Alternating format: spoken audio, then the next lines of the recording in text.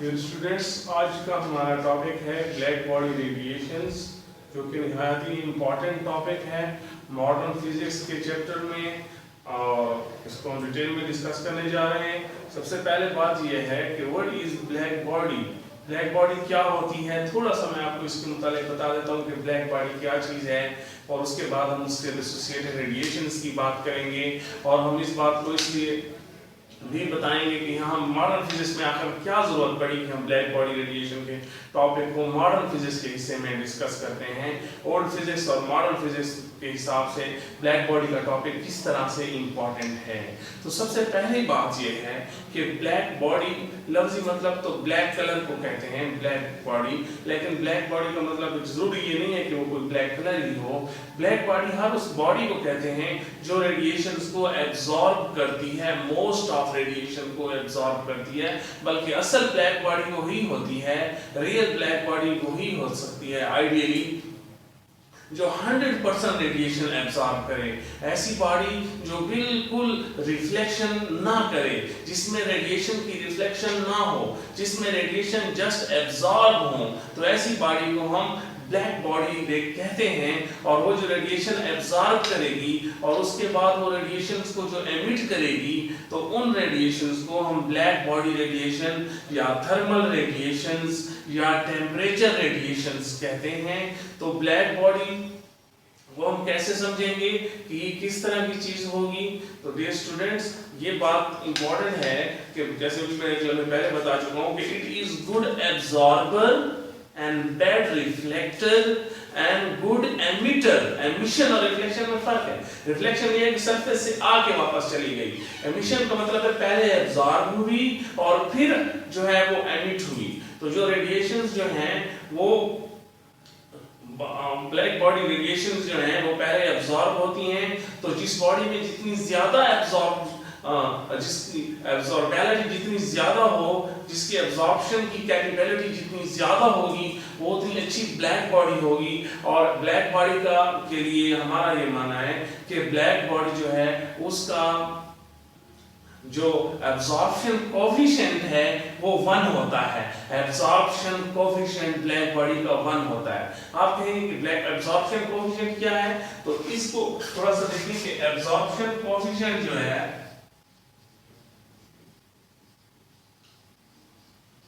absorption coefficient is the ratio of light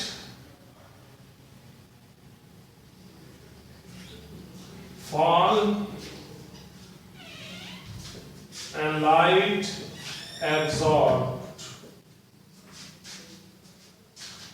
वो intensity जो बड़ी, इंटेंसिटी ऑफ लाइट जो बड़ी है, फॉल हुई है, और जो एब्जॉर्ब हुई है, इनके रेशो। अब अगर एब्जॉर्ब लाइट भी उतनी हो जितनी फॉल हुई है तो इसका आंसर 1 आ जाएगा।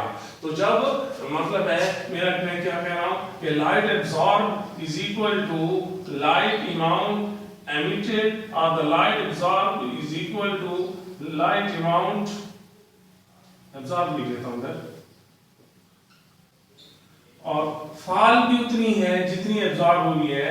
तो light fall is equal to light absorb, light absorb is equal to light fall. तो आपको पता है यहाँ पर ये कैंसल आउट होकर आपको 1 आंसर देगा। बहुत सादा लफ्जों में जितनी लाइट जो है एक ऑब्जेक्ट पे पड़ी है वो सारी की सारी एब्जॉर्ब हो गई है उस बॉडी पे, तो उसका जो एब्जॉर्प्शन कोफिशिएंट है वो 1 होगा। और ऐसी बॉडी कोई भी हकीकत में ऐसी बॉडी नहीं एग्जिस्ट करती जिसका एब्जॉर्प्शन कोफिशिएंट 1 हो। हाँ, अलबत्ता कार्बन ब्लैक जो सूट होता है या प्लैटिनम ब्लैक जो है मोर देन 90 और 95% ब्लैक बॉडीज हैं, 100% ब्लैक बॉडी एग्जिस्ट नहीं करती। ये आइडियल कहानी है। तो ब्लैक बॉडी को हम सिंपल तरीके से कैसे समझेंगे? ब्लैक बॉडी को हम सादे अल्फाज में ऐसे समझते हैं डियर स्टूडेंट्स कि if you have a piece of iron, आपके पास आयरन का एक टुकड़ा हो या कोयला हो, पीस ऑफ कोल, कोयला हो या आयरन हो, और आप उसको चूल्हे में फर्नेस में डाल दें, तो आप देखेंगे कि ये आप उसका रंग, वैसे कोयला और आयरन का रंग ब्लैक होता है तो आपको ब्लैक नजर आ रहा होगा। बट जैसे आपने उसको आग में चूल्हे में डाला, it will start the absorbing, it will start absorbing, ये अब्सॉर्प्शन शुरू कर देगा, अब्सॉर्ब करता जाएगा, उस वक्त तक करता जाएगा जब तक ब्लैक बॉडी को कब अब्सॉर्ब कर रही होती है, उस वक्त अब्सॉर्ब कर रही होती है जब इसका टेम्परेचर कम हो और सराउंडिंग का टेम्परेचर ज्यादा हो। जब इसका टेम्परेचर सराउंडिंग के साथ थर्मल इक्विलिब्रियम में आ जाता है तो एब्सॉर्ब करना बंद हो जाती है। तो बार वो कोयला उस वक्त तक एब्सॉर्ब करता रहेगा जब तक वो उस आग के साथ, उस फ्लेम के साथ थर्मल इक्विलिब्रियम में ना आ जाए। तो वो जो ब्लैक रंग का कोयला था या लोहे का टुकड़ा था, आप देखेंगे कुछ टाइम के बाद इट विल गेट रेड, ये सुर्ख हो जाएगा। सुर्ख हो जाने का क्या मतलब है कि अब वो जो रेडिएशंस थी फ्लेम के अंदर वो रेड कलर तक पहुंच चुका है। आपको तो पता है जो इलेक्ट्रोमैग्नेटिक वेव का जो स्पेक्ट्रम है, जो मैक्सवेलियन स्पेक्ट्रम है, वो आपके पास हीट कहां से शुरू होती है? इंफ्रारेड से। इंफ्रारेड जो है वो हीट रेडिएशन है, तो पहले वो इंफ्रारेड रीजन में एब्सॉर्ब कर रहा होता है और इंफ्रारेड रेडिएशन हमें नजर नहीं आती, तो इंफ्रारेड रेडिएशन में एब्सॉर्ब करता जाएगा और फिर जब वो रेड रीजन में एब्सॉर्ब करेगा तो वो रेड हो जाएगा एंड फिर एमिट भी वो कर रहा होगा। ब्लैक बॉडी की नेचर है कि वो एब्सॉर्ब भी कर रही होती है और एमिट भी कर रही होती है। जब वो ज्यादा एब्सॉर्ब कर रही हो, कम एमिट कर रही हो, तो इसका मतलब है कि ये एनवायरनमेंट से अभी ठंडा है ये ब्लैक बॉडी। तो ये जब एब्सॉर्ब करती जा रही है बॉडी, ये एब्सॉर्ब करता जा रहा है, तो ये एब्सॉर्प्शन इसकी जारी और सारी रहती है। इसके बाद रेड हार्ट के बाद जो है वो थोड़ा सा ब्लू और इस तरफ चला जाता है और उसके बाद व्हाइट हार्ट हो जाता है। व्हाइट, रेड, ब्लू, ग्रीन का मिक्सचर है। तो व्हाइट हार्ट जब आपको कोयला नजर आ रहा है, जब व्हाइट हार्ट वो लोहे का टुकड़ा नजर आ रहा है, तो इसका मतलब है वो व्हाइट रीजन के अंदर एब्सॉर्ब, अब व्हाइट रीजन के अंदर वो एमिशन करना उसने शुरू कर दिया है। तो ये ब्लैक बॉडी की जो है ये स्पेशलिटी है कि वो जो रेडिएशंस को एमिट कर रहा होता है, तो ये कब एमिट कर रहा होगा? जब इसका टेम्परेचर अब एनवायरनमेंट से बढ़ गया, यानी कि आपने इस कोयले को, अंगारे को उठा के बाहर रख दिया, दहता हुआ अंगारा या कोयला या लोहे का टुकड़ा, तो वो व्हाइट रीजन में एमिट कर रहा होता है, वो सफेद नजर आ रहा होगा। तो उस वक्त तक ये एमिट करता रहेगा वंस अगेन, जब तक इसका टेम्परेचर सराउंडिंग के साथ बैलेंस ना हो जाए और कोई टाइम आप फिर देखेंगे तो वो वैसे ब्लैक हो चुका होगा। तो डियर स्टूडेंट्स, इसका मतलब है कोयला, अंगारा या जो आपका फर्नेस है, जो तंदूर है रोटी लगाने वाला, ये भी एक अच्छी ब्लैक बॉडी है। सूरज भी एक ब्लैक बॉडी है। तो बस कोई भी ऑब्जेक्ट जो रेडिएशंस को एब्जॉर्ब करता है और एब्जॉर्ब करने के बाद एमिट करता है, वो ब्लैक बॉडी, हर बॉडी कुछ हद तक ब्लैक होती है। नामुकम्मल कोई बॉडी, जैसे ये व्हाइट कलर है, white colour is good reflector, it is good reflector, it is bad absorber and bad emitter. तो जो बॉडी ब्लैक बॉडी की नेचर बहुत कम रखती है, तो वो अच्छी रिफ्लेक्टर होती है और बुरी एमिटर होती है और बैड एब्जॉर्बर भी होती है। Black body good absorber, good emitter होती है और बैड रिफ्लेक्टर होती है।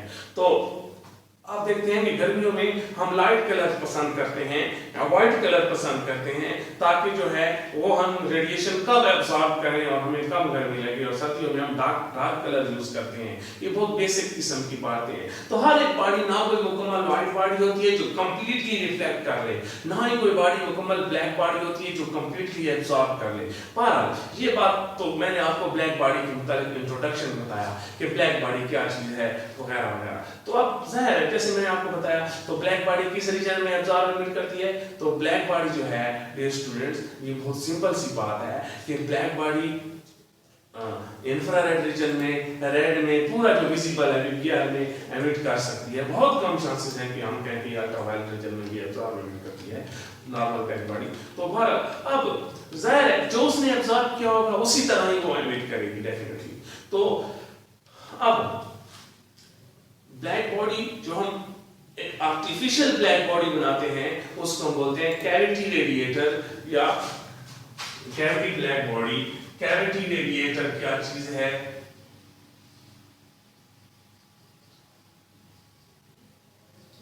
तो डियर स्टूडेंट्स, कैविटी आपको पता है होल या सुराख को कहते हैं। तो ये अगर आप एक बॉक्स ले लें किसी मटेरियल का और उसमें एक कैविटी बना लें और उसमें से एक सरफेस एप्राट और उसके अंदर प्लैटिनम या कार्बन को कोट कर दें, क्योंकि कार्बन और प्लैटिनम एक अच्छे ब्लैक बॉडीज हैं, तो वो आप देखेंगे कि वो रेडिएशन जब उसमें आएंगी तो वो यहाँ पर मुसलसल रिफ्लेक्ट होते होते फाइनली एब्जॉर्ब हो जाएंगी। तो ये तमाम की तमाम रेडिएशंस को एब्जॉर्ब करती जाएगी। तो black body will be absorbing. ये सरफेस क्यों बनाई? ताकि लॉ ऑफ रिफ्लेक्शन के मुताबिक रिफ्लेक्शन के एक सरफेस को कम रखें ताकि वापस ना चली जाए। तो मोस्ट ऑफ रेडिएशन वो एब्जॉर्ब करने लग जाएगी। तो ब्लैक बॉडी या उसके साथ आप हीटर की कॉइल वगैरह लगाकर उसको हीट अप कर सकते हैं। तो वो हीट अप होगी तो मतलब है हीट अप होगी तो वो एब्जॉर्ब करने लग जाएगी, और जब वो रेडिएशन एब्जॉर्ब करेगी तो उस वक्त तक करती रहेगी जब एनवायरनमेंट के साथ थर्मल इक्विलिब्रियम में ना आए, और जो हीटिंग सिस्टम है उसके साथ थर्मल इक्विलिब्रियम में ना आए। और जब वो आ जाएगी उसके बाद आप उसको देख सकते हैं कि वो फिर एमिट कर रही होगी। तो ब्लैक बॉडी का जो बॉक्स है वो शुरू में ब्लैक नजर आता होता है, हालांकि आप उसको व्हाइट कलर से भी कोट कर सकते हैं, तो पेंट कर सकते हैं। और आपको रेडिएशन जब एब्जॉर्ब करेगा तो डार्क नजर आएगा, जब ये खोल के देखेंगे तो वो व्हाइट ही होगा। तो ये एब्जॉर्ब करते वक्त ब्लैक नजर आएगा और एमिट करते वक्त व्हाइट नजर आएगा, क्योंकि एमिशन से वो रेडिएशन निकल रही होगी। तो अब हमारा ये सवाल है कि इस टॉपिक को आखिर क्या जरूरत पड़ी कि हम मॉडर्न फिजिक्स में इन्वॉल्व कर रहे हैं? Why we discuss this topic in the modern physics in this chapter? तो याद रहे कि इस जो ब्लैक बॉडी रेडिएशंस ये जो एमिट करती है, इसकी जो एमिशन से जो इंटेंसिटी हमें इनसे मिलती है, रेडिएशन की इंटेंसिटी आप पता है क्या चीज है? Energy per unit area per unit time है, या जिसको हम पावर डेंसिटी कहते हैं, जिसकी यूनिट वाट पर मीटर है। तो इंटेंसिटी जो है वो रेडिएशंस को जो रेडिएशन की जो इंटेंसिटी है, साइंटिस्ट ने उस इंटेंसिटी को वेवलेंथ या फ्रीक्वेंसी के अगेंस्ट प्लॉट किया, और उसके जो एक्सपेरिमेंटल ग्राफ आए हैं वो ओल्ड फिजिसिस्ट जिनमें रेले जीन्स हैं या विल्स इस तरह के नाम आते हैं, इन लोगों के ग्राफ के साथ वो ग्राफ बिल्कुल कंसिस्टेंट नहीं थे। तो एक्सपेरिमेंटल रिजल्ट्स उसके जो थे वो ओल्ड फिजिक्स के जो थ्योरेटिकल रिजल्ट्स थे उनके साथ कंसिस्टेंट नहीं थे। तो यही वजह से यहाँ पर एक सवाल उठा कि आखिर ब्लैक बॉडी रेडिएशन को ओल्ड फिजिक्स एक्सप्लेन करने में नाकाम क्यों हुई है। तो डियर स्टूडेंट्स, इसका जवाब मैं आपको पहले बता दूं डायरेक्टली कि इसलिए कि ओल्ड फिजिक्स के जो ग्राफ थे वो इसलिए गलत आए क्योंकि ओल्ड फिजिक्स जो थे वो लाइट को एज अ वेव मानते थे, और मैकेनिकल वेव पर कह तौर पे वो वेव मानते थे। जैसे मैंने आपको मैकसन हॉल एक्सपेरिमेंट से बताया कि वो मैकेनिकल वेव नहीं थी और उनको मीडियम की जरूरत नहीं है। बहरहाल तो वो उनका कहना था कि ये रेडिएशन कंटीन्यूअसली एब्जॉर्ब होती हैं और कंटीन्यूअसली एमिट होती हैं, वेव्स की सूरत में एब्जॉर्प्शन और एमिशन होती है। तो जो पार्टिकल है ब्लैक बॉडी के, हार्मोनिक ऑसिलेटर जो ब्लैक बॉडी के एटम्स हैं, वो कंटीन्यूअसली एब्जॉर्ब करते हैं और कंटीन्यूअस यानी कि वेव नेचर है, इसलिए वो जब उसको एज अ वेव ट्रीट कर रहे थे तो उनका रिजल्ट जो है वो मॉडर्न फिजिक्स के साथ कंसिस्टेंट नहीं आया। जबकि एक साइंटिस्ट जो है जिनका नाम मैक्स प्लैंक है, बहुत फेमस साइंटिस्ट हैं 20वीं सेंचुरी के, बहुत बड़ा नाम है मॉडर्न फिजिक्स के अंदर, क्वांटम मैकेनिक्स की जिन्होंने बुनियाद रखी है, जो उसके पायनियर में हैं, उन्होंने ये आइडिया दिया कि नहीं, जो ब्लैक बॉडी के एटम्स हैं वो कंटीन्यूअसली नहीं बल्कि पैकेट्स की सूरत में, डिस्क्रीट हालत में, क्वांटास की सूरत में, फोटॉन्स की सूरत में रेडिएशंस को एब्जॉर्ब और एमिट करते हैं। तो ऐसी सूरत में एब्जॉर्प्शन और एमिशन के जो ग्राफ्स, उनकी जो प्लांट्स का लॉ था, और ये जो एक्सपेरिमेंटल जो भी मैं आपको ग्राफ से डिस्कस करवाऊंगा, एक्सपेरिमेंटल रिजल्ट्स और मैक्स प्लैंक के रिजल्ट कंसिस्टेंट आए, एक्सपेरिमेंटल रिजल्ट्स और ओल्ड फिजिसिस्ट के ग्राफ कंसिस्टेंट नहीं आए। लिहाजा इस टॉपिक को मॉडर्न फिजिक्स में पढ़ने का फायदा ये है, या इसकी जरूरत इसलिए महसूस हुई क्योंकि ओल्ड फिजिक्स को एक्सप्लेन नहीं कर सकी, एंड दिस टॉपिक में became the basic topic to have the particle nature of the light, कि लाइट का जो है वो पार्टिकल नेचर है, लाइट जो है वो बतौर वेव ट्रीट नहीं की जा सकती जब वो एटम्स के साथ, माइक्रोस्कोपिकली एटम्स के साथ, हार्मोनिक ऑसिलेटर्स के साथ ब्लैक बॉडी के इंटरेक्ट करती है तो ऐसा पार्टिकल बिहेव करती है। तो ये क्वांटम मैकेनिक्स की बर्थ थी। Light was behaving as a particle when it was interacting with the atoms of the black body radiator। तो अब इसको हम थोड़ा सा ग्राफिकली एक्सप्लेन करेंगे कि किस तरह मॉडर्न जो एक्सपेरिमेंटल रिजल्ट्स थे इंटेंसिटी और फ्रीक्वेंसी का प्लॉट किस तरह था, जो बहुत इंपॉर्टेंट है। उसमें हम दो लॉज को भी इन्वॉल्व करेंगे, वेन्स लॉ और स्टीफन्स लॉ को भी इन्वॉल्व करेंगे। फिर मैं आपको थोड़ा सा प्लांक्स लॉ के मुताबिक भी बताऊंगा। तो डियर स्टूडेंट्स, अब आपने इसको समझना है कि if I am going to plot the intensity, E is not energy, E is actually energy per unit area per unit time against the wavelength. Energy आपको पता है, एनर्जी ओवर टाइम पावर होती है, पावर पर यूनिट एरिया है, इसलिए इसको हम वाट पर मीटर स्क्वायर में, तो लिहाजा ग्राफ में y एक्सिस पे E आपको नजर तो आ रहा है, लेकिन E जो है वो इंटेंसिटी है, एनर्जी नहीं है। इसको हम जूल्स में नहीं वाट पर मीटर स्क्वायर में लेते हैं, और ये जो लैम्डा है ये वेवलेंथ है, आप इसको नैनोमीटर किस तरह ले सकते हैं। तो इसके ग्राफ अब कैसे आए, हम इस ग्राफ को जो है अब हम डिस्कस करने जा रहे हैं। डियर स्टूडेंट्स, एक बात जहन में रखें, जब इंटेंसिटी का जिक्र आए तो आपके जहन में आ जाना चाहिए वेव्स की तादाद, वेव्स की पॉपुलेशन ऑफ द वेव, उनकी तादाद, इंटेंसिटी जितनी ज्यादा होगी उतना ज्यादा नंबर होगा। वेव्स का भी कह सकते हो, फोटॉन्स या पैकर का कांसेप्ट भी कह सकते हो मॉडर्न फिजिक्स के व्यू पॉइंट से, क्योंकि फोटॉन का कांसेप्ट मॉडर्न फिजिक्स में मिलता है और फिजिक्स में नहीं मिलता है। तो डियर स्टूडेंट्स, इस ग्राफ को देखें कि हम आबादी को प्लॉट कर रहे हैं, वेव्स की जो पॉपुलेशन है उसको प्लॉट कर रहे हैं वेवलेंथ के अगेंस्ट, और वेवलेंथ आपको पता है जब मुख्तलिफ होंगी तो मैक्सवेलियन स्पेक्ट्रम में वो आपको कहीं से कहीं ले जाएंगी। अगर वेवलेंथ बड़ी है तो आपको हो सकता है वो आपको माइक्रोवेव रीजन या इंफ्रारेड रीजन में मिल रही होंगी, और छोटी हैं तो हो सकता है वो आपको विजिबल में, और विजिबल में रेड की तरफ, फिर इसी तरह मुख्तलिफ जो पूरा विजिबल का स्पेक्ट्रम है उसकी तरफ ले जाएंगी, बढ़ती हुई। आपको पता है विजिबल में सबसे बड़ी वेवलेंथ रेड की है और सबसे छोटी वायलेट की है, उसके बाद अल्ट्रा वायलेट और वगैरह। तो अब ग्राफ का क्या सीन है, तो डियर स्टूडेंट्स ग्राफ इस तरह आता है। मिसाल के तौर पे आपने अपने रेडिएटर को से फॉर एग्जांपल 1000 केल्विन तक हीट अप किया, 1000 केल्विन टेम्परेचर तक आपने उसको हीट अप किया, और जब हीट अप करने के बाद उसने एमिशन की, और एमिशन से जो इंटेंसिटी मिली, तो एक डिवाइस है जिसको हम कहते हैं थर्मोपाइल, उस थर्मोपाइल से आपने इंटेंसिटी को मेजर किया, और उस मेजर इंटेंसिटी को आपने वेवलेंथ के अगेंस्ट प्लॉट किया, तो आपको इस तरह का ग्राफ नजर आया।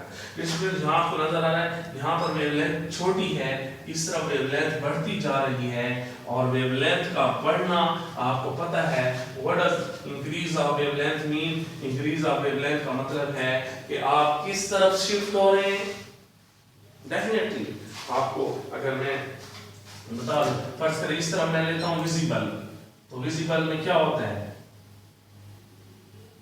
क्या ये विजिबल रीजन है, विजिबल मतलब है वायलेट सबसे छोटी लैम्डा, फिर बढ़ती हुई लैम्डा वेवलेंथ है। उसके बाद कौन सी होंगी? इंफ्रारेड, उसके बाद कौन सी होंगी? माइक्रोवेव्स, उसके बाद कौन सी होंगी? Radio waves, and so fourth and so on. ये इसका मतलब है कि बड़ी वेवलेंथ किस तरफ चली जाएंगी? इंफ्रारेड या माइक्रोवेव या रेडियो वेव में समझाने के लिए बता रहा हूं, ऐसे समझाने के लिए एग्जांपल में कर रहा हूं कि लॉन्ग वेवलेंथ्स भी आपको मिलती हैं। इसका मतलब है ये जो वाई एक्सिस है, प्लॉट का ऊपर की तरफ जाना पॉपुलेशन बताता है, आबादी बताता है कि कितनी पॉपुलेशन इंटेंसिटी एमिट हुई है।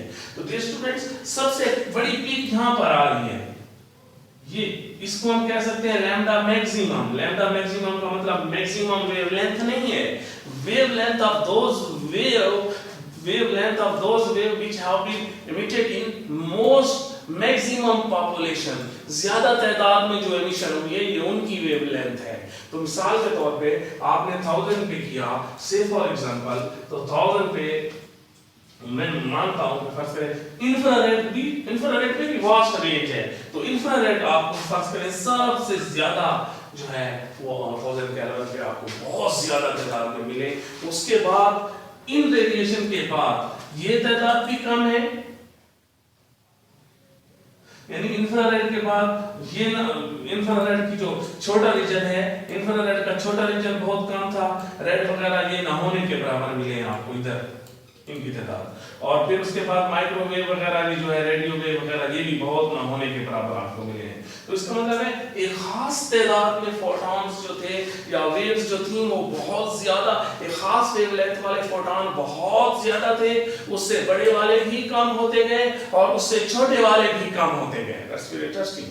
ये प्रोबेबिलिटी का ग्राफ है कि ये जो आपने उसको हीट किया तो ये ज़ाहिर है जिस तरह आपने उसको हीट, जिस तरह की वेव्स उसको आपने प्रोवाइड की होंगी उसी तरह की उसने जिस तरह की एब्जॉर्ब की होंगी उसी तरह की एमिट की है। तो इसका मतलब है वो होमोजीनियसली एब्जॉर्ब नहीं करता, वो रैंडमली करता है और उसमें वो एक खास किस्म की ज्यादा एब्जॉर्ब करता है और एक खास किस्म की रेडिएशंस को वो ज्यादा ही एमिट करता है। तो ये ग्राफ अगर बिल्कुल एक्स एक्सिस पे चलता तो हम कहते हैं कि तमाम वेवलेंथ इक्वल पॉपुलेशन में एमिट हुई हैं। तो ये ग्राफ पहाड़ इस तरह यूं जा रहा है, ये किस्म का प्रोबेबिलिटी का ग्राफ है। तो इसमें सबसे ज्यादा प्रोबेबिलिटी जो है वो इस तरह की जो रेडिएशन है वो डिस्ट्रीब्यूशन ऑफ द वेव, इसको कहते हैं distribution.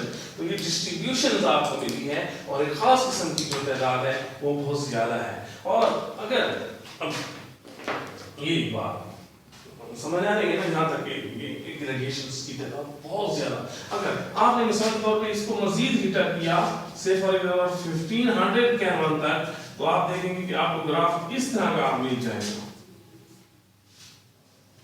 What does this mean? अब किस तरह के ग्राफ में तब्दीली को आपने महसूस करना है। एक बात यह है कि ग्राफ की जो मेजॉरिटी है, मेजॉरिटी किधर शिफ्ट हो गई डियर स्टूडेंट? शॉर्ट वेवलेंथ की तरफ। लैम्डा मैक्स को आप देखें, लैम्डा मैक्स पहले के मुकाबले में बड़ी वेवलेंथ वाला है या छोटी? डेफिनेटली छोटी वेवलेंथ वाला है। इसका मतलब है हो सकता है अब आपके बाद, अब आपने जब उसको 1500 केल्विन या लगभग आपने किया तो इन रेड, मैं सपोज करवा रहा हूं से फॉर एग्जांपल आपको रेड जो है वो बहुत ज्यादा पॉपुलेशन में मिल गए। अब इंफ्रारेड की वो मेजॉरिटी नहीं है, इंफ्रारेड यहां कहीं आ रहे हैं, तो इंफ्रारेड की मेजॉरिटी कम हो रही है, माइक्रोवेव रेडियो वेव बहुत कम हो रही है और उसके बाद रेड के बाद जो रेड की लॉन्ग वेवलेंथ है या ऑरेंज वगैरह वो बहुत थोड़े हैं, ये जो विजिबल रीजन है उसमें भी बहुत। तो इसका मतलब है कि दो बातें यहाँ पर ग्राफ की जो टेम्परेचर बढ़ाने से मैं दो बातें कंक्लूड करता हूँ। एक ये जिसको मैं स्टीफन लॉ कह सकता हूँ, स्टीफन लॉ ये जो इंटेंसिटी है it is directly proportional to the fourth power of the temperature. Intensity temperature की फोर्थ पावर के साथ डायरेक्टली प्रोपोर्शनल है। इसका मतलब यह है कि अगर आप जब टेम्परेचर को डबल करेंगे तो इंटेंसिटी डबल नहीं होगी, 2 की पावर 4 टाइम्स, 2 की पावर 4 कितना होता है 32 टाइम्स बढ़ जाएगी और ट्रिपल करने से 3 की पावर 4 टाइम, यानी टेम्परेचर बड़ा होने से इंटेंसिटी उतनी नहीं, लीनियर नहीं है, एक्सपोनेंशियल मतलब है उसका बिहेवियर है, इंक्रीज है। और दूसरी बात इसको यहाँ पर ये सिग्मा आता है, स्टीफन कांस्टेंट, सिग्मा जो स्टीफन कांस्टेंट है,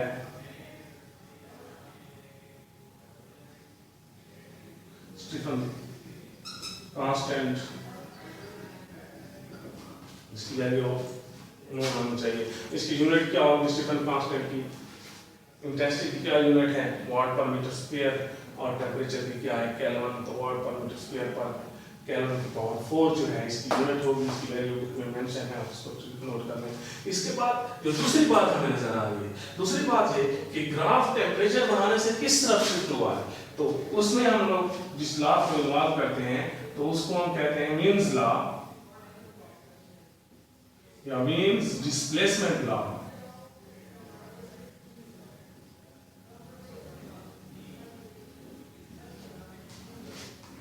तो जो मीन्स डिस्प्लेसमेंट लॉ है डियर स्टूडेंट्स, ये लॉ किस तरफ जा रहा है कि ये जो लैम्डा मैक्स है, ये जो मैक्सिमम वेवलेंथ एमिट हो रही है, ये टेम्परेचर के साथ इनवर्सली प्रोपोर्शनल है।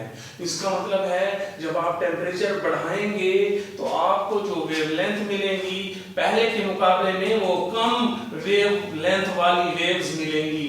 लैम्डा मैक्सिमम शॉर्टर रीजन की तरफ शिफ्ट हुआ है टेम्परेचर बढ़ाने से। इस तरह अगर आपने 2000 केल्विन पे इसको हीट अप किया तो फर्स्ट करें आपको इस तरह ग्राफ मिलेगा ऐसे। जिस तरह आप बढ़ाते जाएंगे आप देख रहे हैं हो सकता है अब आप ऑरेंज बहुत ज्यादा पॉपुलेशन में मिल जाए, रेड कम हो, इंफ्रारेड कम हो, येलो और ग्रीन और ब्लू ये ना होने के बराबर हो। तो इस ग्राफ को आपने समझना है और ये मींस डिस्प्लेसमेंट लॉ जो है ये आपको यूं into t is equal to k means constant है, इसकी वैल्यू भी आपको पता होनी चाहिए और इसकी यूनिट मीटर केल्विन या केल्विन मीटर है बुक में आपके कोर्स में उसकी वैल्यू जो मैंने लिखा चाहा वो मेंशन है। तो ये आपके पास दो लॉज इस तरह शिफ्ट हो रहे हैं कि ये एक्सपेरिमेंटल रिजल्ट्स थे, ये एक्सपेरिमेंटल रिजल्ट्स थे जो हमें पता चल रहे थे, जिसमें हम लोगों ने देखा कि ये किस तरह जो है ब्लैक बॉडी रेडिएशन जो है वो जो इंटेंसिटी एमिट होती है वो इंटेंसिटी किस तरह वेरी हो रही है वेवलेंथ के against by changing the temperature. तो आपने देखा कि इंटेंसिटी वेरी होती है, खास किस्म की वेव्स की ज्यादा होती है और टेम्परेचर बढ़ा देने से इंटेंसिटी तो पहले के मुकाबले में बहुत ज्यादा। तो फिर यहाँ पर अगर आपके पास 1 मिलियन फोटॉन एमिट हो रहे थे उसके बाद हो सकता है वो 10 मिलियन फोटॉन एमिट हो रहे होंगे टेम्परेचर आपने बढ़ाया है। मतलब एक तो फोटॉन्स की तादाद बढ़ जाएगी टेम्परेचर बढ़ाने से, ये वाली बात।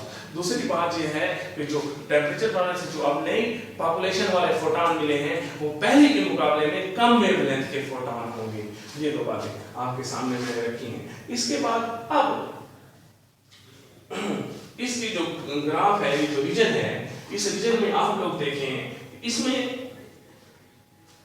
जो ओल्ड फिजिसिस्ट थे जो उनके ग्राफ्स थे, ओल्ड फिजिसिस्ट के ओल्ड साइंटिस्ट जो थे उनके ग्राफ किस तरह आए थे कि मिसाल के तौर पे जिनमें मैं क्या फेमस नाम है रेले जीन, उनका ग्राफ किस तरह आना, रेले जीन का ग्राफ, रेले और जीन। अब रेले और जीन का ग्राफ मैं कह रहा हूँ ओल्ड फिजिसिस्ट हैं, जाहिर है उनके ग्राफ जो है एक्सपेरिमेंटल की तरह नहीं आएंगे, अगर आते तो फिर वो गलत ही नहीं थे, उनकी बात ठीक थी, फिर तो हम आज ये थ्योरी ना पढ़ रहे होते, प्लांक्स थ्योरी की तरफ हम ना जा रहे होते।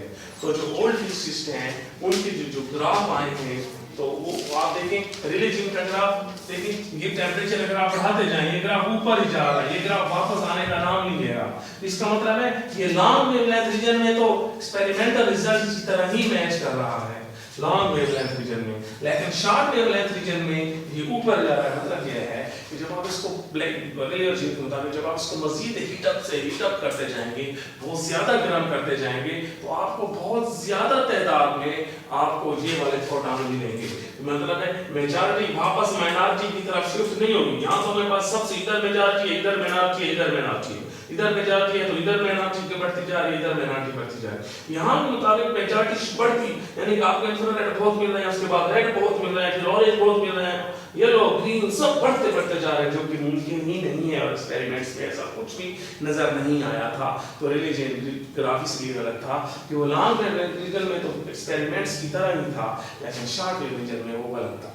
तो अब उसके बाद जो दूसरा लॉ है जिसको हम वीन्स लॉ कहते हैं वो इस तरह उसका ग्राफ आया, वीन्स का ग्राफ। ये स्टूडेंट वीन्स का ग्राफ शॉर्ट रीजन में तो एक्सपेरिमेंटल रिजल्ट्स की तरह ही आया है शॉर्ट वेवलेंथ रीजन में, लेकिन लॉन्ग में वो फेल हो गया है। इसका मतलब यह है कि जब ब्लैक बॉडी को आप हीट अप करेंगे तो एक खास रेडिएशन मिलेगी, उसके बाद फिर जो बाकी वाली रेडिएशन होगी उनकी तादाद कम होगी। लेकिन अगर टेम्परेचर बहुत लो है तो लो टेम्परेचर पे आपको रेडिएशन नहीं मिलेगी, इंटेंसिटी जीरो हो जाएगी। लेकिन एक्सपेरिमेंट से चेक किया गया है कि ब्लैक बॉडी हर टेम्परेचर पे एमिट करती है, हर टेम्परेचर पे वेवलेंथ कुछ ना कुछ पॉपुलेशन होती है। यहाँ पॉपुलेशन जीरो हो गई है तो ये शॉर्ट वेवलेंथ की कौन सा लॉ है, वीन्स लॉ। तो वीन्स लॉ जो है वो शॉर्ट वेवलेंथ रीजन में नाकाम हो गया और लॉन्ग वेवलेंथ रीजन में जो है वो Wien's law long wavelength region में फेल हुआ और शॉर्ट वेवलेंथ रीजन में कामयाब हुआ। तो ये लॉस कहीं कामयाब कहीं नाकाम, तो मेन वजह ये है बिकॉज़ दीस साइंटिस्ट्स और दीस फिजिसिस्ट्स वर assuming the light as a wave. Those were assuming the harmonic oscillator or the particle of the black body radiator are absorbing the light as a wave continuously and also emitting it in continuous manner, but experiments were not consistent. तो इस पर जो है famous scientist जिसका नाम max Planck है,